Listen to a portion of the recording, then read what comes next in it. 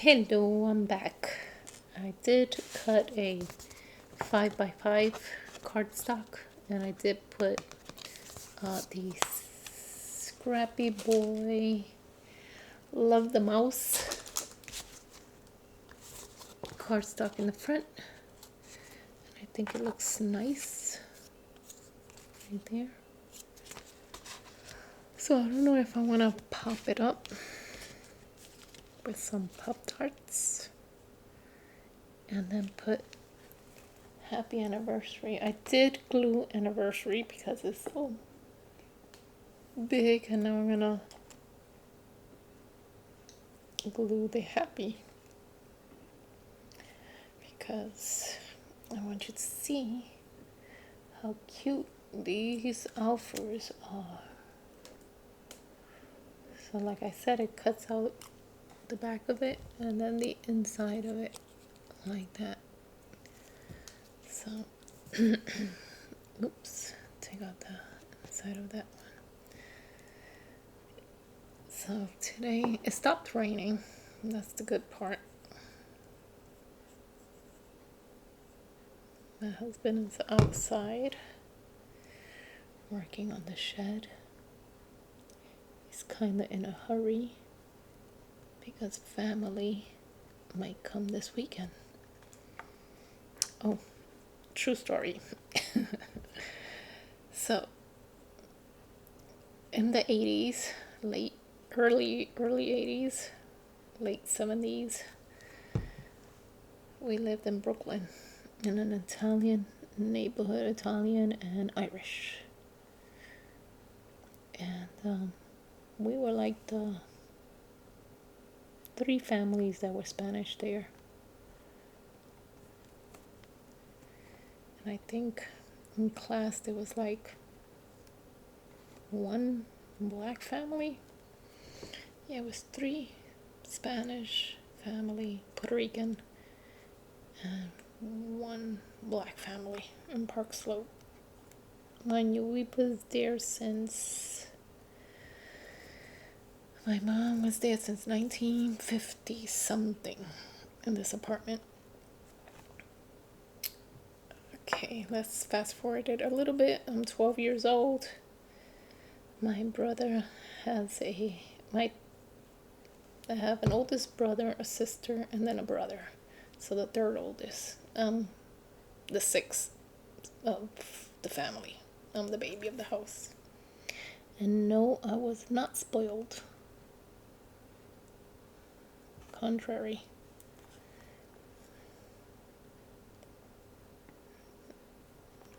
So he brings this girl to the house and she says she's pregnant. So we're like, okay. Okay, it's like that. And we see her with the belly. The baby is born. She brings him. She named him. I'm not gonna say the name. And then we didn't see her after that until the baby was like 4 months, the boy. And when she came last, she was like, if my father knows, he will disown me that I'm coming here, because she's Irish and we're Puerto Rican. And so, but my brother did kind of hang around in her area. And I guess the father kind of knew that this might be the boy that got his daughter pregnant. And so when she came with him, 4 months, I played with him. I already had 2 nephews. I was 12 years old, but I was 10 when my first nephew came along. And that was the joy of our life. That was my mother's first grandchild when I was 10. And so we were so happy. We were thrilled with that with my nephew. And then when my other brother had the baby, we was even more thrilled. But my oldest brother, my first oldest brother, which we'll call E, he already had 2 boys. And I think he was, let me see. I know they were already born. I don't know how many months, but I think my oldest was 2 and my youngest was 1, I think. Something like that. Or maybe they're all in the same age. I don't remember. But when she came with him, and I remember he had to get his pamper changed, and I was like, I'll do it. And she was nervous. She was like, do you know how to do it? I said, yep. I changed my 2 nephews' Pampers, and so I changed it there in the sofa in front of her, and I started playing with him, and then I grabbed him and I squished him, and she was like, no, careful. I said, I know, he's 4 months, I'm not squishing him to death. We took pictures, and if I would have known, I would have taken more pictures, because like I said, my brother hanged around where she lived. And I guess the father kind of got the whiff of it. And so I think a month passed or 2 months. And my mother kept telling him, be careful, don't go over there. I know you're going over there, so be careful. I don't want no problems. I don't want you to get beat up. And so he goes, no, I'm careful. And I don't think he was careful enough that the father, I think, found out. And then one day my brother comes running, and we knew something happened, because he looked like he was ready to burst out crying. And then my mother was like, what happened? Did they hit you? Did they beat you up? Oh no. Hold on.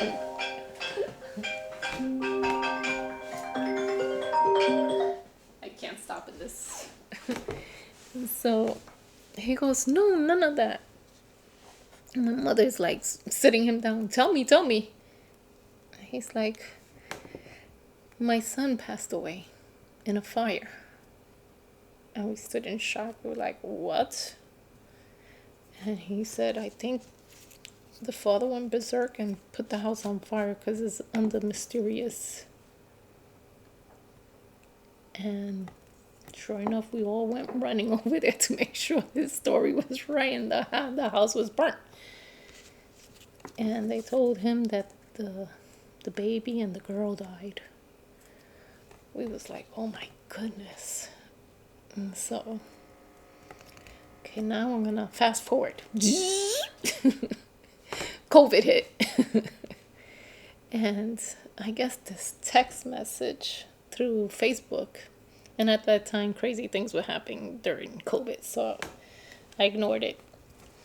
And then I see the same person, this man was texting me, and then started texting my husband. And I was like, this man was texting me.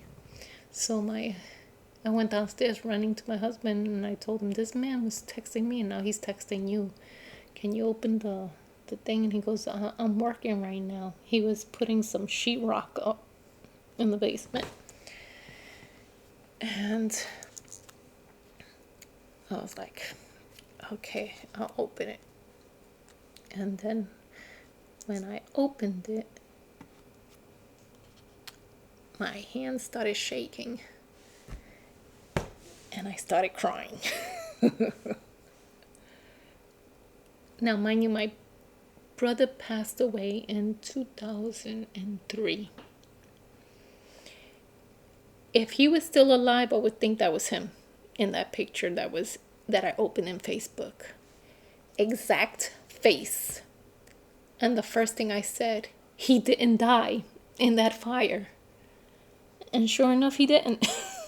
I was like, I ran down the stairs shaking, tears in my face, and my husband was like, "Are you okay? What happened?" And I said, I found my nephew. He goes, "Which one?" Because he was like, "Which nephew are you talking about? Your nephews are all here. I know your nephews." And I was like, "The one that they said that died." He goes, "What?" And so from there on, we started communicating, we started talking. And this weekend, he's coming. So to meet us for the first time. I was like, I can't believe this. And he tells us that he lived 10 blocks, because we lived in Fifth Avenue and he lived in the 20 something street. That house burned down in Fifth Avenue in Park Slope. And they moved him to 3rd Avenue, I believe, and 12th Street. So I was like, you gotta be kidding me. So close, yet so far. And then he found out he was friends with my nephews, my other oldest son's kids. And they were best friends. Who would have thought that? So that's crazy. So I have to hide. I'm gonna stop it here and I have to call my daughter. Bye-bye.